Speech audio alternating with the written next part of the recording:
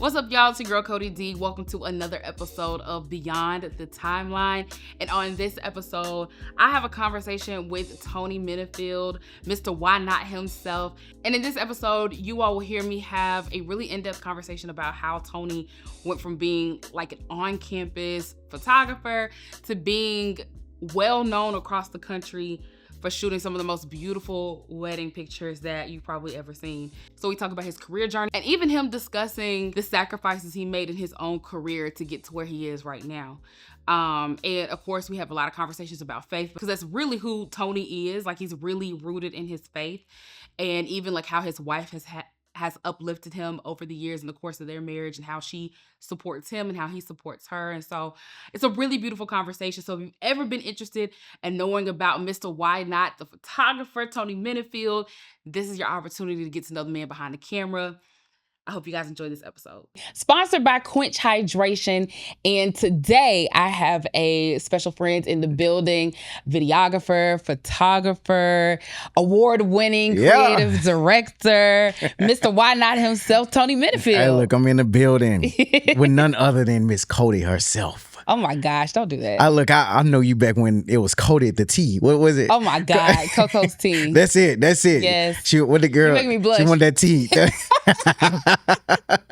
That's a real throwback. Yeah, I had to retire that. Okay. But yeah, that's a real throwback. That's going back. Like, I started that 2012, 13. Yeah. You had all the tea. I did at one point. Birmingham, Alabama, you name it. United States, all the tea. You was Miss TMZ herself. Yeah. That was a moment. Oh yeah, for sure. That was a moment. Well, how are you doing? Man, I'm great. I'm just happy to be here. Honored to be here. Just to, my Tuskegee family. All day TU. We're gonna get into that. Hey, we have to. It wouldn't be us if we didn't mention Tuskegee. We wouldn't be sitting here if it wasn't for you get what I'm saying? So so like Birmingham raised, Tuskegee bred, all day, every day. Yeah, absolutely.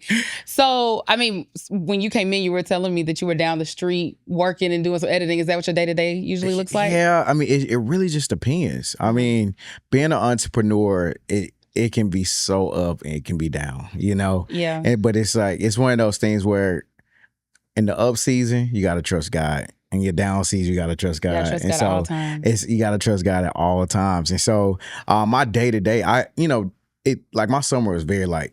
But fall season really picks up because you got holiday seasons, you got travel, more people are getting married in the fall, things like that. So it can just really be up and down. So like last week I was shooting every day. Yeah. This week, like today was like the only day I didn't have a shoot, And so it's just because doing family sessions, like birthday sessions, like all of those things. And so when I'm not shooting, I'm editing. Yeah. And then when I'm not editing, I'm not shooting, I'm with my family. Yeah.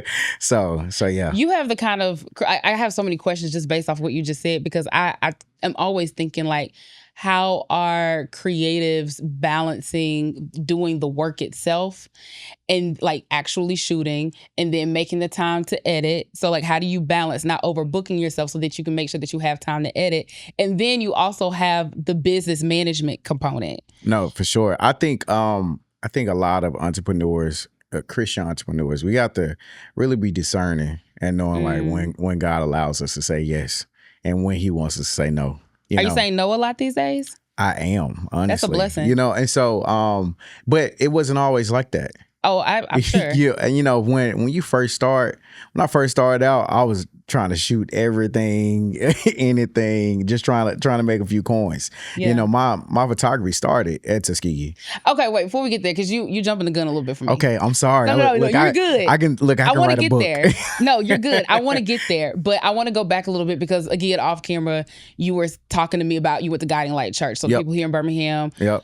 Everybody here knows about Guiding Light to some degree. I grew up in that church. And you were telling me that some of that, like that's where you feel like you got some of your creative for sure influence, some of your first creative juices flowing at Guiding Light. Like tell me, and you also like mentioned a lot about like you were very faith-centered in the work that you do. And for sure. I think that's rare sometimes that you see people doing work at your level who are making sure they're keeping God at the center of everything that you do. So talk to me a little bit more about like you being raised in the church and like how that influences the work that you're doing now? Oh, most definitely. I think a big thing is my parents. My big shout out to my parents. Like they've always supported me, no matter what. Like I can tear up right now just because they just always been so supportive of me. Like I keep them going, you know. Even to this day, like if I'm trying to do something, like they're supporting me 100%. Like never backing down. Like I wouldn't be able to do what I'm doing now. My wife wouldn't ever be able to do what she's doing now without our parents. And so, to be able to watch our kids when we're traveling and things like that, but just to be able to have them and just the base of faith centered, right? So my mom always really big finance head, right? So she always just talked about having 20% savings and 10% tithing. Yes. Always make sure that you're tithing, right?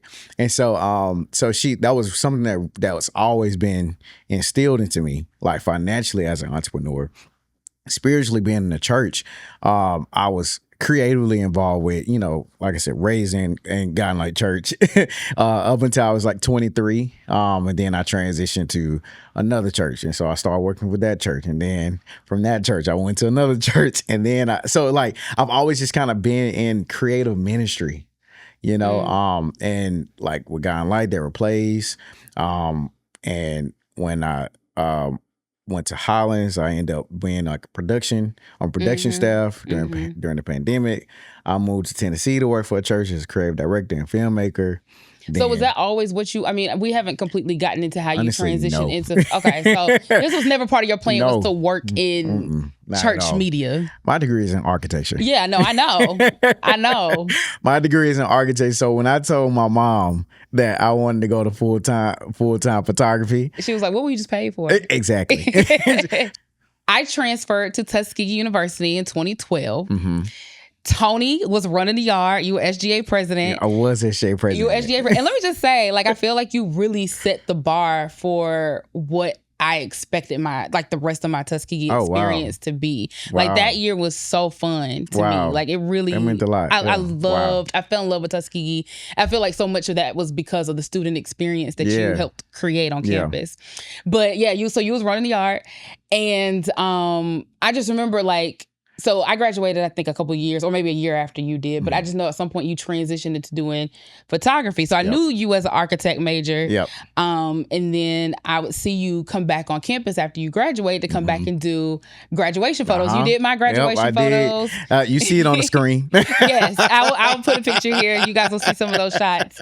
Beautiful, beautiful shots.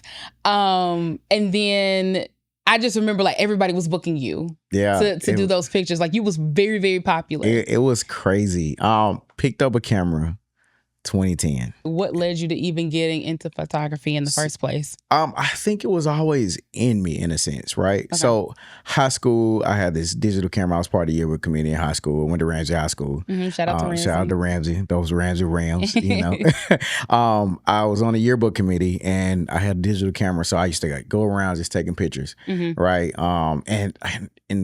Even thinking about it, that's, my pastor says theomusis, revelation on the spot. When I think about it, even then I was like the creative director of the yearbook committee. I remember I had an idea and I wanted the yearbook to look like a puzzle piece and wanted to call it Piece by Piece. Okay. And so they ran with it. And so now that cover, the one that, I pretty much came up with, it was a puzzle piece, piecing every student, a part of the student body. Everybody played a part to make this one puzzle. And so that was a story we wanted to be able to tell with that yearbook. So a lot of pictures I took digitally, they were in their yearbook. And then when I got to Tuskegee, I didn't have a camera my freshman year. I was actually painting and drawing. That was my first hustle, to be able to paint portraits and cartoons for people. And then I went to Texas for the summer in 2010. And a good friend of mine, he's a photographer now. Shout out to JCI Creatives in Texas. He had a camera. He was shooting Canon. That's how I got into Canon. Okay. I was like, what kind of camera? It was like club photography, right?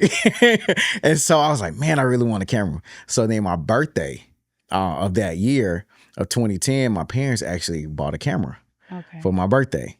And so I did my first photo shoot in Target parking lot.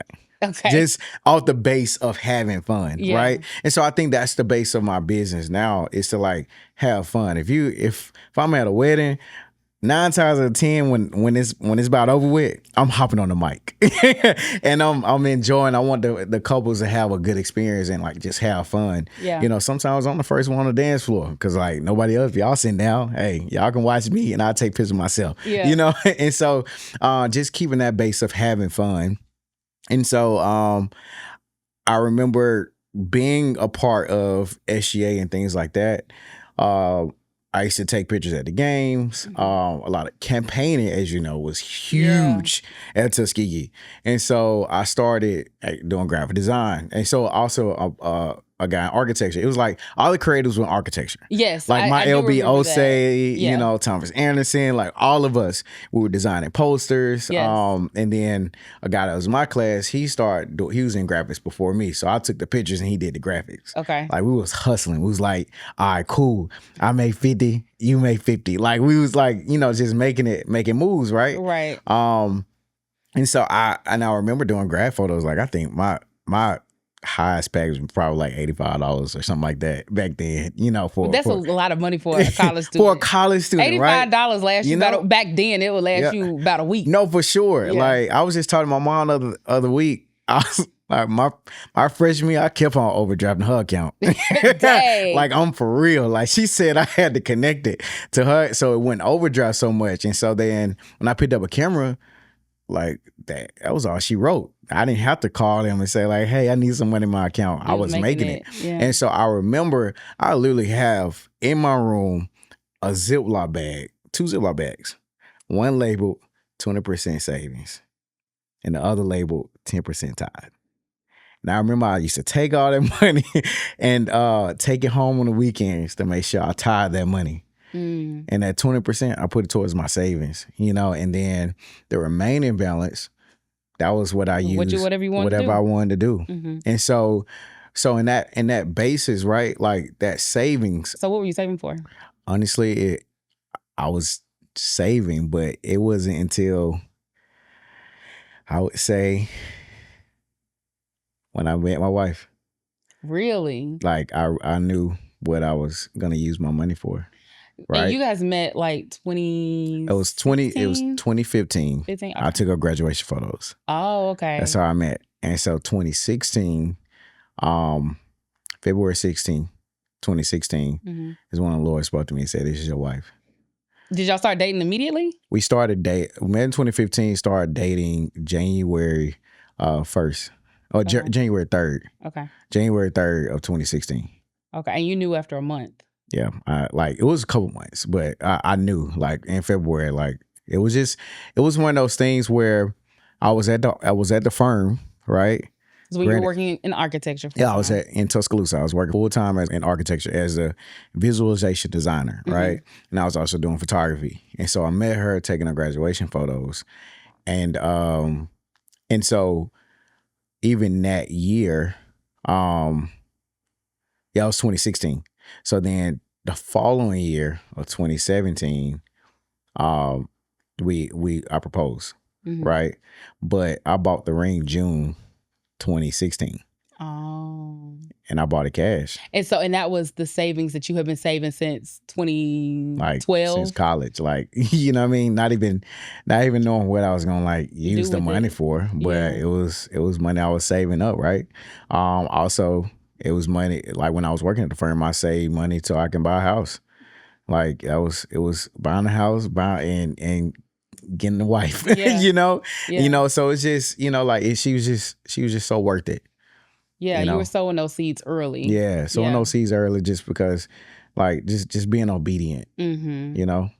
So I feel like if I'm remembering correctly, you were doing the graduation photos and you were working full time at the architecture firm. But at some point you started picking up doing photography for weddings, right? Was that while you were still at the architecture firm? Yeah, that was right while I was still. So I did my first wedding in California, in LA. Okay. I was doing while I was in college. I was doing an internship with I was doing an internship in California, summer internship, and my Neo, I'm a frat Alpha fraternity incorporated. My Neo, who I was staying with his granddad at the time, and his mom's friend, they needed a photographer for their wedding. I wanted to get into weddings, right? So I did my first wedding for $500. And so I'm like broke college student trying to pay some rent in LA. So I was like, this will get me through the summer, right? Yeah. And so and I remember giving them their photos. You want to know how I gave them the photos? Text? No, people weren't texting like that. Like you could barely send a picture text back then. I guess that's true. How did you send it to them? CDs. They had about 10 CDs. And I took a permanent marker and wrote on all 10 CDs. Wow. 10 CDs. I don't even know they still have them CDs, but like, that's crazy. You can digitize those things. Yeah, for sure. But 2012, I did my first wedding. Okay. But I would say my weddings honestly took off. Like I went full time 2017, and that's when they took off. Like I was scared to go full time. So was that always your goal, was to eventually transition out of having a architecture career to doing? So what led you to that decision? Wait, when did you make that decision? You said 2017? Yeah. So it was on my heart like 2016, between 2016 and 2017, I really wanted to go full time, but I was extremely scared. I didn't want to let go comfort, right? I didn't want to let go a consistent income, right? So having those benefits, yeah, right, full benefits, health, everything like that. And so, granted, I'm single at the time, right? My wife, she wasn't working, right, and then. Well, she was my girlfriend at the time. She wasn't working, or like I couldn't just like hop on a plane with her, right? And so, I was extremely scared, but I knew it was something I felt like God was calling me to do. Being in small groups, so many people prophesying on me, saying like, why not just a stepping stone? Keep holding on. Like, this is where God is calling you to, right? In this creative realm. Because I would try to get away on the weekends to try to just break off from being in a stale office. They're great people, but I didn't like just You felt like you were contained. Yeah, I felt like I was contained. I get like that feeling. I used to render and all that. Like that's what I was like interested in, right? But it was only 10% designing. And I'm a designer, I'm a creative. That's what you loved. Exactly. That was what you enjoyed That's the what most. I enjoyed the most. Yeah. Versus construction documents.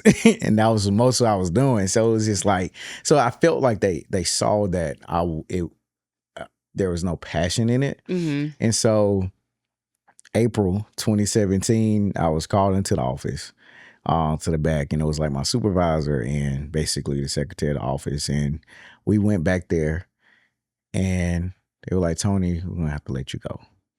Really?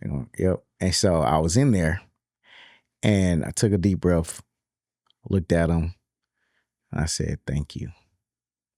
I said, everybody's crying, like about to cry at this point, right? So I said, thank you. I said, I was so scared and did not know how to tell y'all that I did not want to be an architect. And but you didn't feel that when you were an undergrad. No. I thought I was going to be like the next Robert Taylor. Man, you know what I'm saying? The next Robert R. Taylor. Yeah. Designing all types of buildings, right? Yeah. But that passion of photography just took off. And they were looking at me and they felt so relieved. And I said, like, my passion just isn't there like all the others. I was like, my passion is really photography. I said I was planning on leaving, but I just didn't know how. I didn't know when, and I remember I got my stuff, I left, I ended up coming back, and then I talked to the head architect, and he was relieved because like they knew I had just got engaged. Just got engaged, pretty much just bought a house. Like car, everything, like, so they didn't want to really let me go, right? But they helped me out. It was one of those things. I think a few months before I was talking to Haley, I was like, God's gonna have to like let that push me out that door for me to do it. And by God, like he pushed it down. Yeah. And I remember I had a photo shoot that day too. I had a grad session. Okay. And so I was crazy enough. I was trying to leave. early so I can get on time with my grad shoot. And so it worked out. It totally worked out anyway.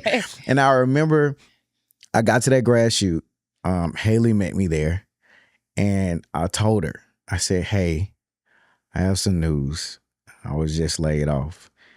And the first word she said, "I'm with you 1,000%."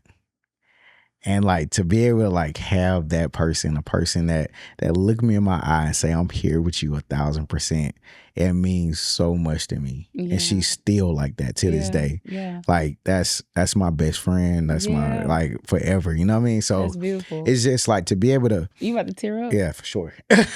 Like to be able to like just really think back on that moment of like having that type of support. Yeah.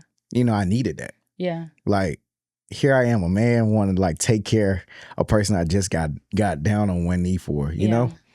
Like, but she saw so much in me. Mm-hmm. She saw the potential before I saw it. Yeah. You know?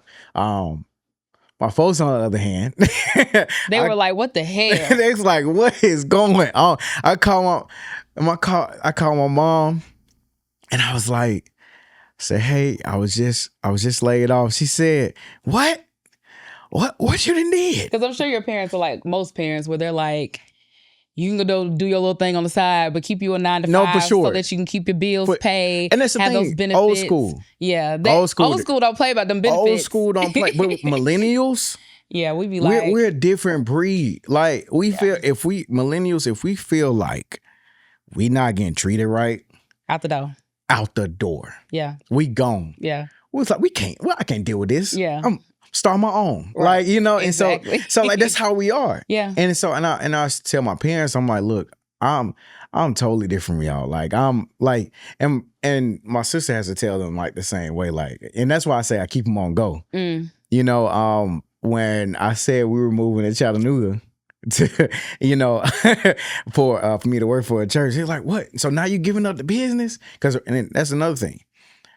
Chattanooga was a challenge. Chattanooga was my Abraham season. Expound on that. So a lot of people don't know this story. It's a Cody exclusive. I never really tell my business like that, right? Okay. But a lot of people, whoever came to my 10-year, they kind of got a glimpse of it. I had a 10-year celebration. Mm-hmm. They kind of got a glimpse of it, but a 10-year celebration of what? Photography. 10 years of photography. So that was when in 2020. 2020. Okay. It was like fresh pandemic when people were still kind of having things, but wearing a mask. Yeah. You know. Yeah. And so 2020. So I started 2010. Now here it is, 2020. Mm-hmm. 10 years. God is putting in me a position to say, hey, are you willing to give this up? Mm-hmm. So the church I went to work for, they weren't allowing outside like work or outside jobs. Okay. And so they said, if you come here, you have to give up Why Not. I have to stop Why Not Images, right? Okay. So here I am. I'm like, okay, God, like what's up? Why do I have to ststop my business? But what led you to that opportunity in the first place? So a great question. So pandemic, one of my wife's friends was working at the church, right? So we literally went to go visit her just to get out of four walls. We were just tired of being cooped in the house, right? So we was like, let's just get away. And we went to visit the church. They were doing online only, right? And so even going there, I was like, man, this feels like so refreshing. It feels really good. Mm-hmm. And then I remember having a conversation with her. She was like, yeah, we're trying to hire so many people. And I was like, okay, cool. What y'all trying to hire? And she was like, yeah, we're trying to hire a filmmaker. She said so many other things, but filmmaker still stuck out to me. I was like, filmmaker? She was like, yeah. Like that, and looked at me, and I was like, no, I'm good. I got my own thing going on. Full time, like everything's smooth, right? But on the drive home, going back home, it wouldn't leave my mind. It wouldn't leave my mind like, okay, like, all right, what is going on? Why is this like not leaving me to like move to Chattanooga and work for this church? So I began to pray. I began to fast, right? I began to like dig really deep in my word. And Abraham was that season I was in. And God speaks to me through dreams, right? Wait, give people the biblical story of Okay, Abraham so that so people know what you're Abraham, talking about. so gotta read your word. But no, Abraham. So he was called to go to a land that he did not know where he was going. Right. Right. God called him there. Right. God also called Abraham to sacrifice his son, Yes. Isaac, and so he got to a point. Well, I'm skipping around. I'm doing you. So that was one context. He was called to a land to go to a place where he did not know he was going. And I felt Tennessee was that land, right?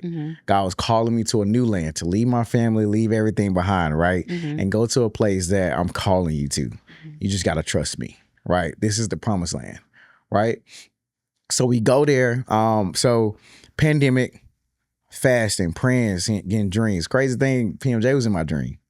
I wasn't at Rock City. I ain't listened to PMJ. Did you know who he was? I knew who he was. Okay. But he was in my dream. Okay. He said, "Don't abort the plan, stay on the mission." That's what he said in the dream. In my dream. Okay. In my dream, it was like in my dream I was watching TV. Okay. And he was preaching. He was like, "Don't abort the plan, stay on the mission." That was one thing that's always stuck to me. I wrote it down, right? But it's crazy how like God just speaks to you in glimpses and in pieces. Because look where I am now. And that was before I was working with him, I spoke with him, like, all those things, right? And so it was more things about homes, and God was just showing me like, hey, I prepared a place for you. So we were living in Pinson at the time, had just moved from Tuscaloosa. So we were in that house for like a year, right? And it's year some change. So having a dream, I'm like, God, like, where we gonna stay, right? What we gonna do? So so I was facing another season where like we were scared to put our house on the market in Tuscaloosa. Okay. And so and we didn't find a house until we actually put it on the market. So I'm like, okay, I'm here we are again. So we like, all right, God, run it up. We put the house on the market, right? And at the same time, we put the house on the market. We found a house in Tennessee. Okay. So we moved out of our house in Pinson and into our house in Tennessee in the same week. Wow. That's very rare. Yeah. It very rarely happens. Okay. But I know when you're in God's will, there's provision. And so I felt like we were in his will. Like, this is where God wanted me to go, right? He wanted me to see some stuff. He wanted me to learn some things, like learn some things about ministry, the good and the bad about ministry. Messy ministry. Ministry can be messy, right? Yeah. In so many ways. But there's so many great things about ministry. It's just like a lot of times we get so much church hurt from people. Yes. And we lose sight of like what God wants us to be. Right. You know what I'm saying? And so we end up moving. It was great. They helped us move in. Everybody, staff was great. Things like that. So we were there.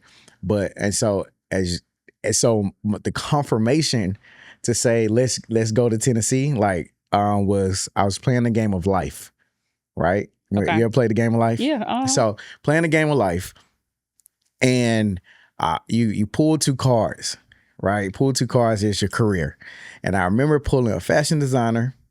And I pulled a scientist. All right, cool. Scientist was making $90,000 a year. Okay. Right. And so then the fashion designer was like making like $40,000 a year. Okay. So here I am. I'm like, I bet let's go get this money. So with life, if you have a number on these cards, right, and if you spin, if other opponents spin on this number, you get money. You get like $10,000. All right, so like that number was like 9, right? That was on the fashion designer card. Okay. So it was like all of us playing. And so I remember every last person landed on 9. And which put me over what I would have made, what I made as a scientist. Okay. Right? So follow me.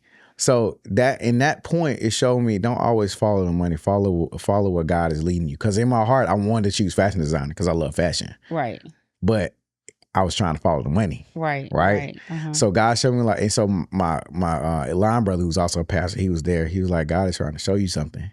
And so I was like, like don't always follow the money, because like that was gonna be it. So Because going if to you this had church, taken the job, you would have been taking a pay cut essentially. cut because I was doing great as a why photographer. were they telling you that you couldn't do your own creative work? It was just their standard. Like nobody. It's because when I working there, it's like you working there. So it was a full-time job? It's full time. Okay. So you're working there every day. All day, every day. Okay. Like so you really probably couldn't have done both anyway. No, like even weekends, it was like sometimes like, hey, we're going to like pass out stuff or going here to like talk to people. Like it was a madhouse sometimes. Full-time ministry. Full time. Gotcha. Like full time, double time ministry. Okay. And like, it was like you eat, sleep, breathe ministry. That was that. But you were only there for, you said, a year and a half. A year and a half felt like 5.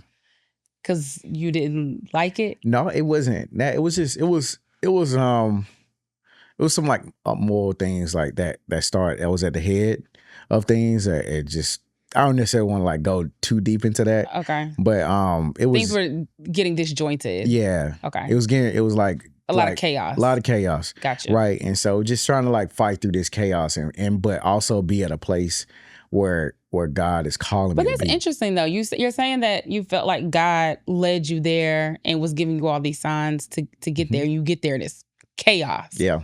And what is the conversation you having with God at that point? Like, okay, God, why did you bring me here? What am I supposed to learn? What am I supposed to get from this? Yeah, I felt like he wanted me to learn the ins and out of ministry. Like, and sometimes like God gives you pieces.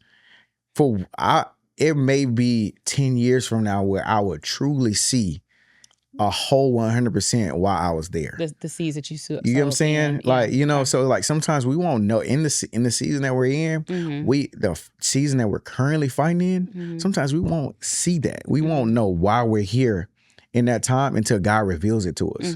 That's only a piece of our journey. Yeah. You know what I'm saying? And so that was a piece of my journey.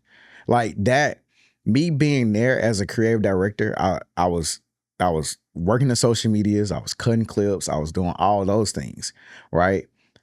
Being there led me to be able to maneuver at Rock City Church. Like those things, right? I learned a fast paced way of working. Yeah. I like even my way of like working and my work ethic, my time management shifted. Like all of those things I grew in, right? It helped me in ways, but I had to know how to maneuver it to help me, right? So I feel like that season prepared me to be at Rock City, to work with PMJ, because I like when I remember I got rebaptized October 3rd, October 4th, PMJ called me and I was like, hey, we look for a creative director. At that point, did you get baptized at Rock City or somewhere? No, it was at venue. Oh, okay. At the church I was at. Okay, so that's what led you to leave, was the call that you got from Pastor Mike. Yeah, that, and I was slowly out the door, okay. But that was my confirmation. Like, okay, my time and season is up here. Okay, right. Because this is 2021. Yeah, that was like 2021. Yeah. Okay. It's like that 2021, 2022, and 2023 like all jumbles together. Like I just really, yeah, because it's so much shifting and things happening, right? From like leaving Tennessee to coming back here, because that even then that was like more so my confirmation to come back home, but it wasn't a confirmation that I was about to work at Rock City. I didn't start working at Rock City till March 1st of the following year. Okay.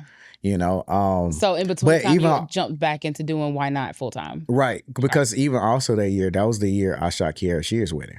Yes, I remember that. And that was also the year, that same weekend, my wife told me that she was pregnant again. And so I was like, here I am. I'm like, trying to figure it out. In between, granted, it was a thing where, like, when I go back to Abraham and how he had to sacrifice his son, well, there was a point where I didn't have to sacrifice my business because of everything that was going on. I had a one-on-one. I was like, hey, I've had all these contracts.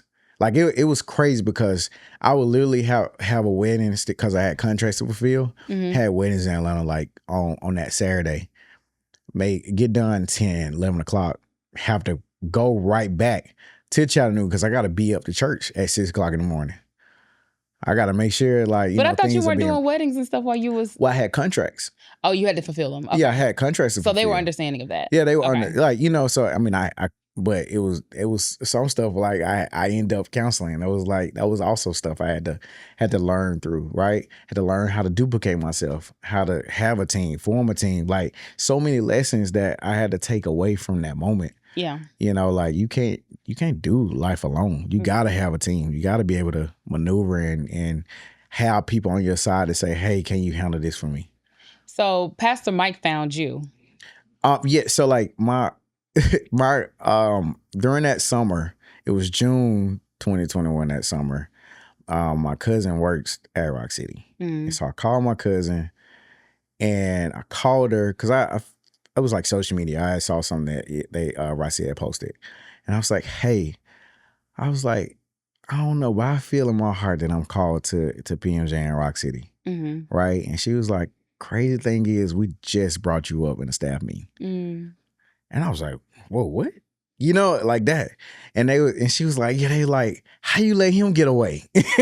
And so I was like, that's so crazy. And just like God working and God moving and like my name being mentioned in rooms I didn't know they were being mentioned in. Right. Right, yeah. And so like for that to happen and just like that seed itself going, like, I like it's all been just a God thing, like just allowing God to be able to maneuver my life and be able to direct my path. I think a lot of people will like hear and understand your story, right? And say, okay, you go from being like this on-campus photographer, you balancing that with a full-time job, a 9 to 5. So many people want to leave their 9 to 5 to pursue their creative dreams. Yeah. And you went on to now work with Pastor Mike, who has blown up over the last few years. Crazy. Yes, just nominated for his first set of Grammys. Yeah.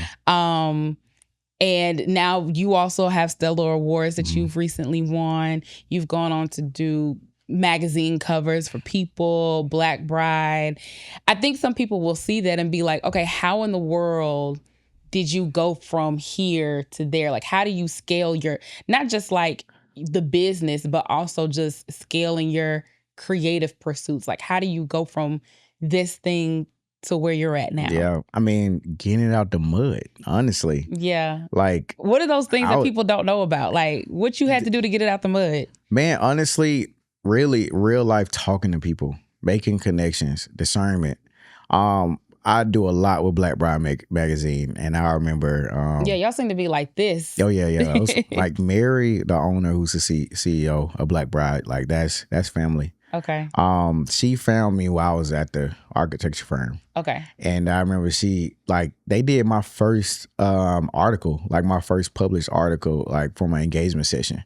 I thought that was like my best wedding. I said, this is the one, right? Great couple, like great vibes. Like it was my birthday weekend. I ended up being friends with the bride, and I shared the same birthday. And so like there was just real vibes, right? And their engagement session got published. And so I remember having a conversation with her and about advertising with Black Bride. And I was like, yeah, I'll do it. Let's do it. And so we just stayed connected. And like we just here. Right now I'm actually working with them as the chair of the gala committee of for awards. Oh, okay. Yeah, so I'm working with them. That's an exclusive too. It ain't dropped yet. Okay. Wait, so how does that work for people who don't know? Because I don't even think I know. So with Black Bride magazine, we're hosting in January a gala. It's an awards gala. Okay. So basically recognize people of the wedding industry. Okay. With florists, photographers, cake designers, stationery designers, things like that. So that she wanted me to be the chair. Yeah, the chair of the awards committee. Being that, she was like, you've been a part of Stellars, been doing this, doing that. Yeah. Like, I would love your insight. So, and we just talk every day, like, not every day, but we legit, we talk a lot. Yeah. But she's just become family. She gave me my first opportunity for a cover for a magazine. Was that with the Woodfins? No. Or was something else? Okay. The Woodfins was probably like my 4th or 5th cover with them. Oh, okay. Yeah, so I've been I can't even remember what year that was when I shot a cover with them, but we just been rocking ever since. But what are some of those things? I mean, you talked about getting it out the mud, like like what is something like that happened that people probably would be surprised to hear? That's like, dang, Tony, you had to do all of that.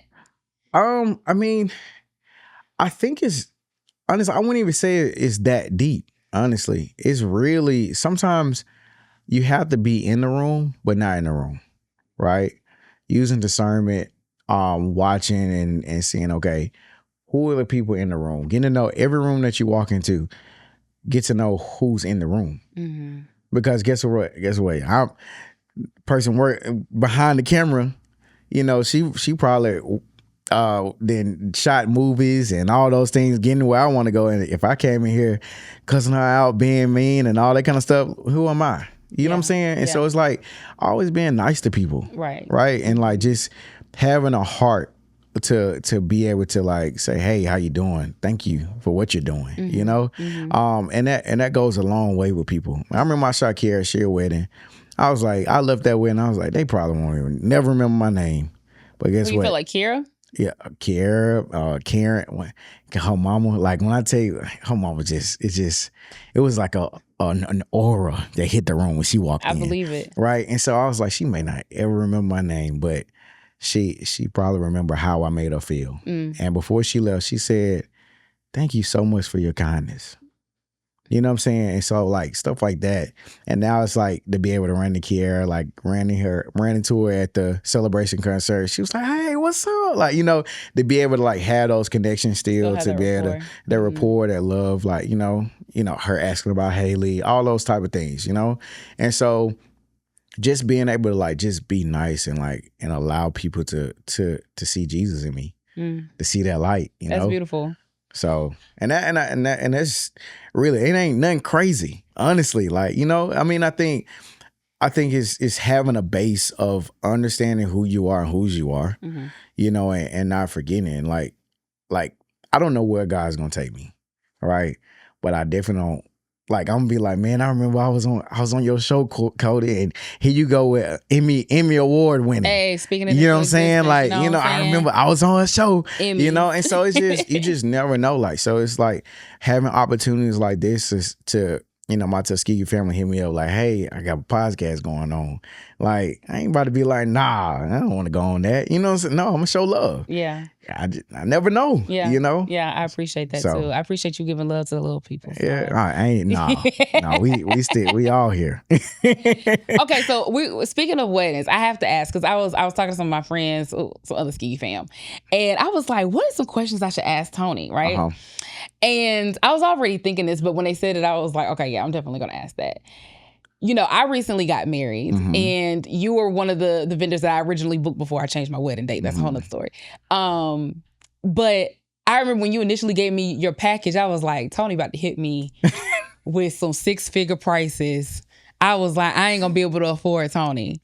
How you come up with your prices? I'm not saying that they're bad. I'm just wondering, like, I think people are always sticker shocked when they're starting to plan their own wedding. No, for sure. And you are definitely considered, you know, a premium vendor. So, and honestly, it's one of those things where I always get that, especially being in Birmingham.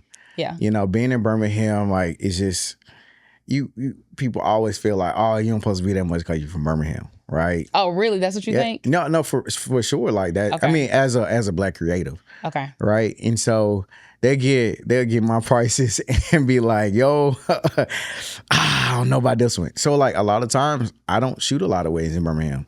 I'm traveling. I'm in Atlanta. I'm in New York. I'm in Miami. I'm in California. I'm out the country. Yeah. So like being a Black creative in Birmingham, sometimes people think like you shouldn't be expensive, right? And so when they get my prices, it's like, yeah, no, that's the same noise I made. I was like, and the thing is, like, I have to be okay with that. Yeah. And so when I shot Kiara wedding, it wasn't my intention to say, hey, the price just went up. Yeah. The plan, today's price is not you know what I'm saying? That wasn't the intention, right? You got to think about it. That was in between me stopping a job at the church, potentially going to another job. That wasn't guaranteed. So I was about to go full throttle back. YNOT Images. Okay. Right? I lost clients. I had to build clientele back because anybody that reached out to me said, hey, I'm not shooting anymore, because I was trying to be integral and say like, no, I can't do it. I was turning down stuff. Like my 20, like what, that year leading up to that, it was light. So just so that we're clear and I'm understanding or decoding what you're saying, the price went up when you had to go back into full time, and then once you started getting people like here, Kelly. Yep. And then What, you also like, started getting other people on yeah, your but it's just that was one of those things. Like, I had no intention. The planner, who's the planner that wins, she said, "Hey, you need to go up on your prices." Oh, she told you. She told me. What? Okay, do you mind me telling me what the price was? So my price probably jumped like 2,000. So you quoted them what? So for them, like, they had my old pricing. Which was what? So like I had like a 10-hour day for like 6,500 or something like that. Okay. You know what I'm saying? Well, that 10-hour day jumped like 2,000-3,000. Yeah. Right. To where the 65 went from like a 7-hour. You know what I'm saying? Yeah. And so she was like, no. And so she was the one I sent over my new packages to. Said, hey, check this out. What you think? And they paid it. And they paid it. I remember. So it went. I was scared then. Like, you know, I was like, whoa. I was scared of my own prices. Yeah. But then you realize, like, no, like, I was like, no, you're worth it. So you went from 6,500 to like 9,000? It's tiers, right? So but for them, because it was a 10-hour day. Yeah, like for them, like, but I mean, for like a 10-hour day, then like, yeah, it went close to 9,000, right? Mm-hmm. But it's like I had people book it, right? But I pride myself in trying to do things in excellence. You and your photos are beautiful. Thank you so much. Thank you. Yeah. I just pride myself. Like, I don't want my couples going to a scene and ask me, okay, what to do with my hands. Yeah. You know what I'm saying? Like, no, I got you. Like, I'm definitely a poser. I'm gonna guide you. I'm gonna look at them flyaways. I'm gonna see that lint on your jacket. Yeah. Like, I'm looking at all the details. Mm-hmm. You know, and even then, like, you know, in post, I'm examining. Okay, like what's the skirt in the vision, like in the background? Like, what can I fix? All those type of things, right? And so I'm looking at those details, because in order to be a creative, I feel like you gotta lean in on the details. It's so, you know, admin is probably like my least favorite thing but I have to do it as an entrepreneur. Yeah. But as a creative, I can come with ideas. I can do this. Yeah. You know, if you want me to spend your money, I can spend your money. Like, just let me know what the budget is. But I have to ask, Tony. So I mean, so you did Kiera Sheard in what, 22 or 23? It was early 23. That was early. That was 22 because of December. A year later, you get Mayor Woodfin and his wife, and they did a private wedding that nobody knew about, and they ended up being on the cover of Black Bride. Yep. Then you go on to do, I believe, a cover for Ruben and his wife for People Magazine. That was it wasn't a cover, it was a feature. Okay, it was a feature for People Magazine. Yeah, for that maternity session. Right. And so is the price not continuing to go up every time you do that? I'm not like that type of person where I'm just greed. Like, I don't, you know, but it's like somebody tell me, like, no, you should. And my counterparts are even higher than I am. Oh, I believe it. You know, so it's like when my prices are, my counterparts are double. I believe it. You know, and so, especially like luxury high-end weddings. Like, you know, I know some friends of mine, they starting rate 20,000. Wow. You know what I'm saying? I'm like, where them clients at? You know, but it's like the housing market, right? Yeah. Like when you sell a $2 million, $20 million house, well, it's not that many people on the market for that house, right? So it's like that house may stay on the market for a while longer. Yeah. You know, but versus when it sells. But when it sells, it sells. Yeah. But when you're in the market between $150,000 to $350,000 house, so many people are looking. Right. And so now it's like, okay, are they getting $1 million quality? Or are they getting a quality that they're comfortable with? Right. And that's okay either way. Right. And I just feel like as entrepreneurs, we got to be comfortable where we see ourselves as and where a client see themselves as. But and it's also more than photography. It's an experience. Right.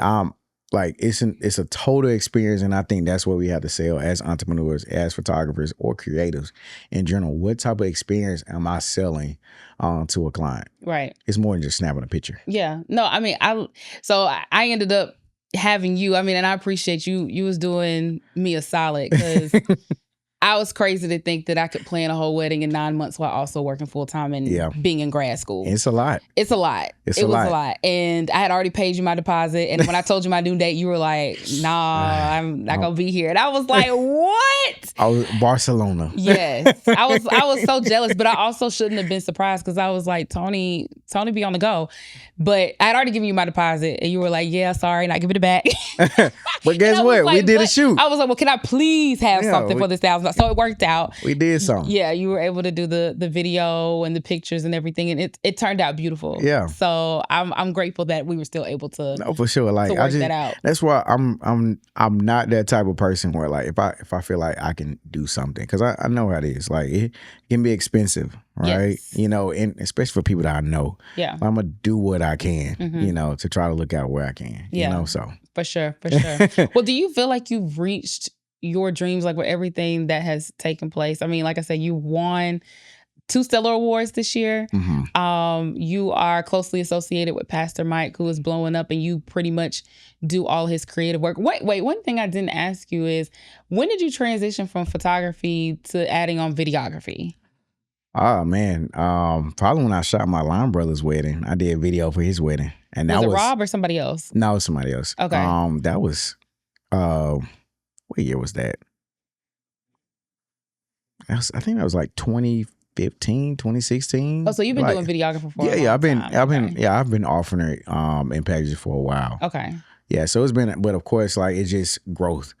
You know, I've taken, like, that was one thing I wanted to get better at. I've taken videography workshops just to see like how cinematic I can be for a wedding. You know, I remember taking workshops just trying to, all right, the best camera angles, the best equipment, the audio, like just learning different things so that I can better myself. Yeah. One of the things that I loved in the engagement video you did for us was the drone footage that you were able to get. Like it really helped kind of tell a story for the video, which I loved. Yeah. I mean, you had a vision too, so yes, I wanted to make sure I encompass that vision. So and that's helpful too when clients actually know what they want. Then I okay, got you.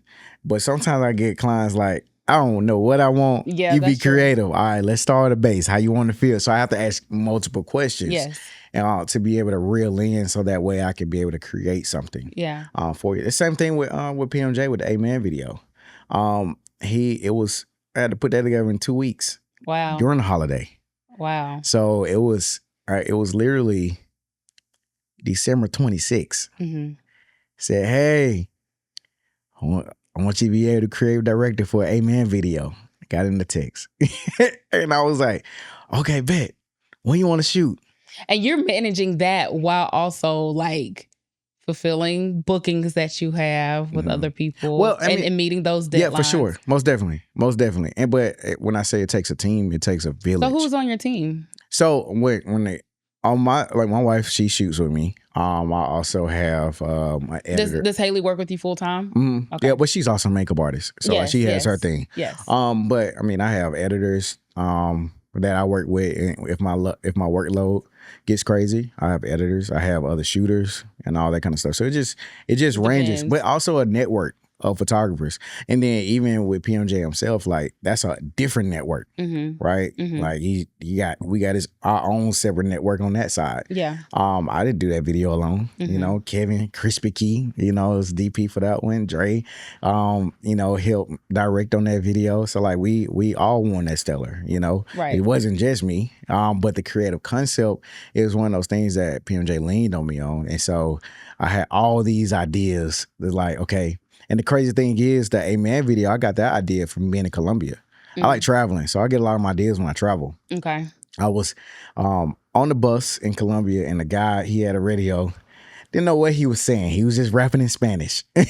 And he was but it was just a vibe. Like he was in everybody on the bus, like just moving and grooving. And I'm like, this is crazy. So I put in my notes. I'm like, bus shoot. And so a lot of times I have all these ideas in my notes, and I go back to them. Okay, it's time for this one. Yeah. Right. And so I pitched the idea. So as soon as he said that, I called my people, called the crew, called Shayla, called Courtney, called Dre, and then Dre brought Kevin in, and I'm like, yo, We need to talk through this. And so then we shot like 2 days after the new year. Yeah. Like January 3rd or something like that. And I'm like, because he's trying to get this out ASAP. Yeah. So we end up filming the bus shoot, and then we also had other ideas that we also filmed as well. And I think we may end up releasing them soon as well. But it's all upon the executive director, which is PMJ. Yeah. Whether or not those get released, but but yeah. So we had fun on that shoot, and then here comes Bless video. Yeah. Bless video. We're talking. He's like, hey. Just came out with Blessed. There was literally they started writing that right after Stellars. Soon as Stellars was over with, they went into the studio, started writing it. Week out of Stellars, like, hey, I want to put some visuals behind this. Now this is a weekend, everything closed. You're trying to shoot the same week. So it's just a God thing to be able to like have your team, have people that maneuver with you, like, hey, we got to get this done. Yeah. We need this location, we need this, we need that. Stayed up all night creating the concept, using AI to be able to get my visual thoughts together to come up. And so it's just him trusting me to be able to assist and be a part of these things. Those are the best partnerships. Yeah, it's a blessing, because being with him, I've been in rooms that I only dreamed of, and he's really loyal to his people.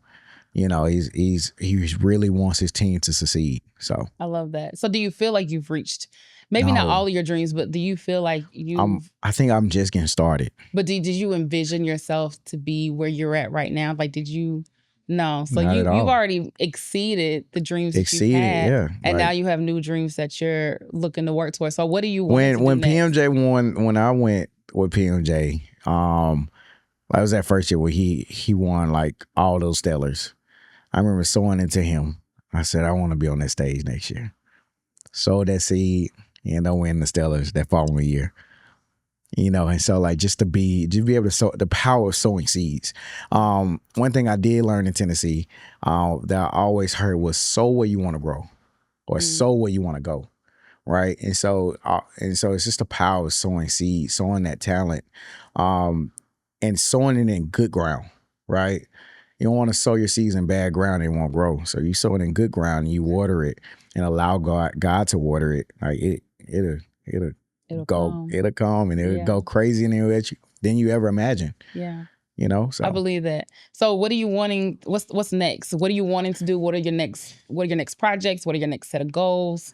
Honestly, I'm at this point where I am. It's like wherever God leads me. I couldn't sleep last night. I was up praying. Like, I kid you not, could not sleep. I said, God, wherever you want me to go, I don't want to do it without you. That was my prayer this morning.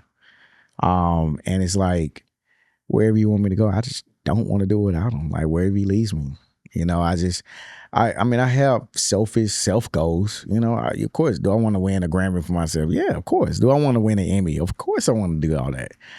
But do God want me to do it? And so, yes, for you. Like, is that what he has for me? So I think it's okay to have earthly goals. It's okay to want to be the best. Yeah. It's okay, but don't let those things overpower what he wants you to do. Right. You know what I mean? Yeah. So I got you. Well, those are all my questions for you, Mr. Tony. Mr. YNOT. Do you have some social media shout outs, or want to tell people where they can find you or what they should be looking out for next? Yeah, you can find me on Instagram. That's YNOT Images. That's Tony backwards. A lot of people don't know that. How do people not put that together? It's crazy. I remember, I started that as my president campaign at Tuskegee. I remember that, yes. And so I had big shirt that said, why not? But I also remember that being on the flyers and stuff you created too. Being why not on the flyers you it was young, noble, outstanding Tuskegee. And so I had somebody say, man, I had your shirt on. I looked in the mirror. It said Tony. I said, yep. That's the point. And so that was the brand. That's how Mr. Why Not got started. Yeah. And so I was president. They was like, everybody was like, hey, Mr. Why Not? Hey, why not? Hey, Mr. Pre-. Like, all those type of things, And so, but yeah, Why Not? It started trying to come up with a Twitter name. And my Twitter name was Why Not Be Tony. That was insane, right? But But yeah, why not images? YNOT_images on Instagram. Yes. And then on TikTok, Mr. Why Not on TikTok. So yeah. How the TikTok streets treating you? I mean, you got to be consistent with TikTok. You got to post like 4 times a day. Every day. It's a lot. Yeah, it's crazy. I almost like hired a person to actually do my content. Really? So that way I can like be consistent. Yeah, I mean that's a future thing that I'm just trying to I need to be consistent, trying to get it out there more. So yeah, that's what I'm looking into. Let's talk about that. All right. Well, thank you guys so much for tuning in with Candid with Cody D. Make sure that you subscribe, rate, review this show. Make sure you tell your people about it. Hit us up on YouTube.